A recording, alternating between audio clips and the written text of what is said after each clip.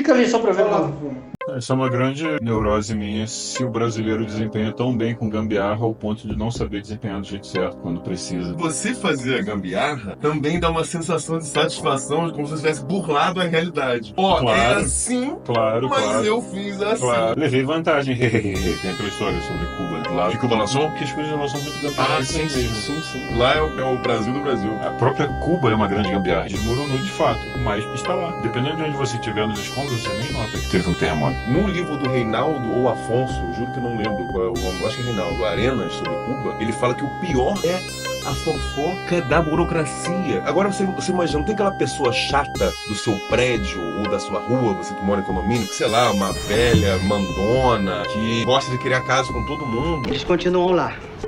E o comportamento deles está cada vez mais estranho. Essas pessoas são escolhidas pelo regime para ser o dedo duro da rua. Todos têm dedo. Então, passa a ser uma pequena microditadura em cada esquina, subsidiada pelo Estado. Divide, subdivide. Ela deixa um QG lá.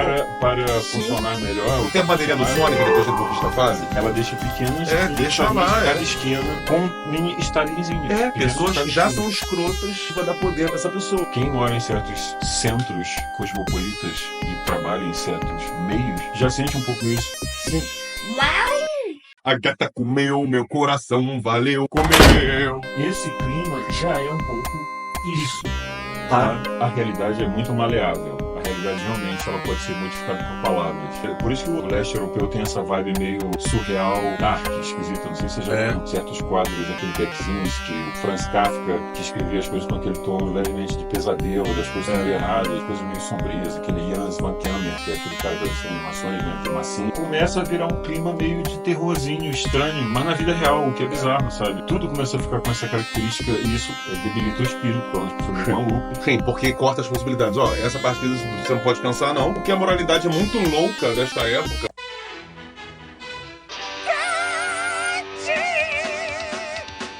Eu estava em São Paulo, né? Entrou no restaurante um gordinho, era apenas isso, um gordinho suado, de barbinha, mas com um puta vestido floral a lá Gabriela com a cravo canela, esvoaçante, e com uma flor no cabelo. Eu fiquei pensando, cara, mas é só um cara, é um gordinho, não é uma mulher. E você não pode nem se espantar. Tem um monte de gente já engatilhada, que ele tá falando que aquela mulher é homem, que não homem, que é mulher. Vai criar uma situação porque você... Esse clima de que de repente uma coisa tão boba e que não é nada, e que de repente pode virar um negócio destrutivo, e que é meio que um arquétipo comum desse ambiente psíquico do leste europeu. Tem um filme que chama A Piada, que é, eu não sei se é polonês, se é húngaro, mas é basicamente um cara que faz ou pode nem ter feito, mas foi entendido errado o que ele falou, que é uma coisa que é percebido como pode ser um ataque ou não ao governo, e aí a vida dele começa a degringolar de um jeito meio absurdo, surreal. Acho que a queda do Camus também é assim, não é? De repente a sua vida pode ser sujeita a forças destrutivas, demoníacas, mesquinhas, sádicas. De bobeira morreu uma menina agora, por causa do comentário lá da Choquei. Por exemplo, o negócio do judiar. Você acha que Zeca Pagodinho falou assim, eu odeio o monopolismo judaico semita no mundo e eu vou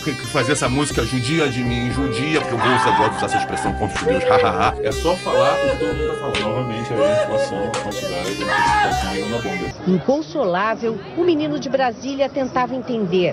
Triste, a situação muito triste, porque realmente esses caras, muita gente lá não tinha nada a ver com nada, não tinha nada a ver. Tinha vagabundo, mas sempre que lugar que não tem vagabundo, você vai na igreja, tem um vagabundo lá, disfarçado, assim, na igreja lá, tudo bem, e lá no seu trabalho tem vagabundo. Ninguém aqui acredita no que tá vendo. Ninguém aqui acredita no que a gente tá vendo. Mas a maioria das pessoas que estavam lá estavam só na vibe, né? Como é que fala? Quando todo mundo fica maluco. Democracia. Caraca, mandou bem. Perfeito e retocável. Estava todo mundo doidão de democracia. As pessoas estão começando a ir embora. As pessoas estão indo embora. Que todo mundo se entorpeceu demais de internet, democracia demais, muito no Twitter. Verdade, internet e democracia. Foram pra rua, só que às vezes o cara não é terrorista, o cara não tá uma célula terrorista, não tem como dizer. Vocês vão olhar pra cara das pessoas, vai tomar. A mesma reação se repetiu em várias partes do país. Em Fortaleza, em São Luís, no Rio.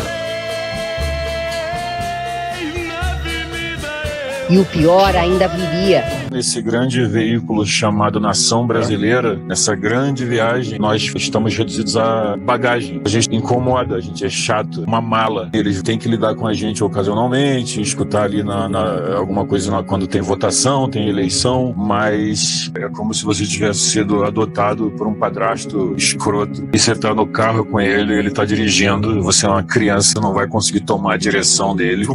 E ele tá bêbado e o carro tá fazendo altas barberagens e essa é a sua vida agora. O que dá pra fazer é você tentar se preparar, você com sua consciência, sua alma, ficar mais forte para o impacto que essa porra vai bater em algum momento. Aí, corta aí que tu achar que eu expliquei demais. Não, cara, não foi não, você trocou de analogia, sabe? Uma analogia Foi.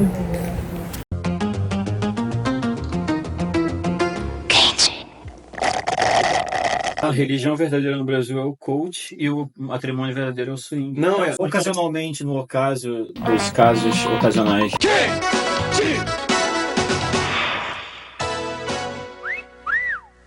A gente, não sim. Quando a gente começou Brasileirinhos, eu era ingênuo. Eu pensava que aquela galera toda que ouvia o Olavo, que estava na direita, que era outro tipo de gente. O pessoal ouvia Throat Speak, né? Todo mundo ouvia o Throat Speak. De repente, eu ouvi tinha um monte de gente ouvindo o Throat Speak e lendo as paradas do Olavo. E as pessoas se uniram. Quer saber? Essa foi meio a base intelectual da direita. Porque se não tivesse o Olavo, a direita seria uma coisa muito mais americana, liberal, mais livre.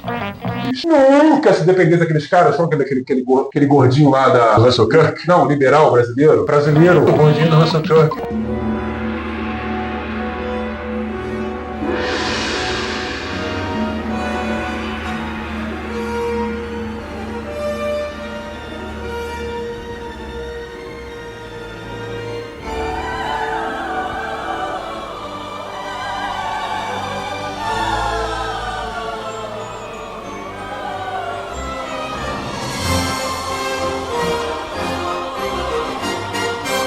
It was in this room that he thought up devastating witticisms with which to destroy his enemies. He may even have done so in this very chair. Julieta! I wish I could convey the quality of his wit to you. Professor, conhece Kenneth Clark? Kenneth Clark, se amarra. Eu não sei qual é a dele, eu não sei qual é. A vasta antipatia. O preconceito que eu tinha com as suas ideias. Com Olavo de Carvalho vinha. A elite intelectual. Então. Tupiniquim. Do que eu tinha ouvido falar. Isso vem de Olavo de Carvalho. Sobre ele. Alguns reagiam, sim, às suas ideias. Que é um maluco. Mas não exatamente para rebatê-las. Charlatão. Rasputin de subúrbio. O ayatolá Só descaracterizar ele, às vezes, como se faz. Do pensamento. Reduzindo alguém a uma caricatura. Polígamo da Virgínia. Uma chacota. Eu nunca tinha visto nenhum vídeo inteiro dele. Dizendo que ele é um João de Deus da política. Maluco. O filósofo do lunático. Cupiroquismo. Não ajuda muito. Cupiroquismo. Eu nunca tinha lido nenhum livro dele. Louco, né? Ele é um personagem mais complexo do que muita gente imagina. Ele não é um dragão. A gente precisa compreender quem era o Olavo. Não come criancinhas no café da manhã. A persona pública dele explica muito do que a gente está vivendo hoje no Brasil. É muito biliosa. Eles interpretam o enfático como se fosse agressivo. Muito agressiva. Filho da... Ele não é esse fascista reacionário. Nada. Ele não é tanto aquilo que ele aparece. Política não é a respeito de valores. Não é. Doutrinou a... Mas ele é, sim, uma figura muito importante para... base cultural. A direita... Nova direita. Brasileira. Política é a respeito de poder. Só que ele tem uma literatura produzida. Um exemplar de A Última Visão Astral. O senhor só escreveu isso para aparecer. Com uma dedicatória exclusiva. Na década de 90. 80. Ele começava a ser conhecido em alguns nichos por uma trilogia de livros. O que seria o seu grande livro? Imbecil Coletivo. É muito mais um livro sobre cultura do que sobre política. O Jardim das Aflições. Que marcaram o início da criação de um novo paradigma. No fundo. Para a direita conservadora brasileira. No fundo, é uma reflexão muito aguda. E uma surpresa para mim. Sobre técnicas de manipulação mental coletiva. É que ele é engraçado.